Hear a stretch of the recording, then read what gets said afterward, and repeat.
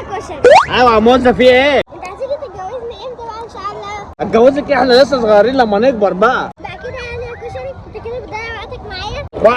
وقتي معاكي يا بنت يا مشخه، انت مش يا بنت العم بعيد يا بنت انت يا بنت. بقى كده يعني يا كشري، طب انا مش هكلمك تاني.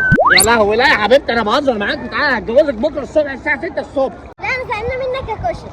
يا لهوي يا زينب، خدي يا زينب رايحه فين؟ مش هكلمك تاني يا كشري. يلا في داهيه يا زينب، انا اصلا مش بحبك.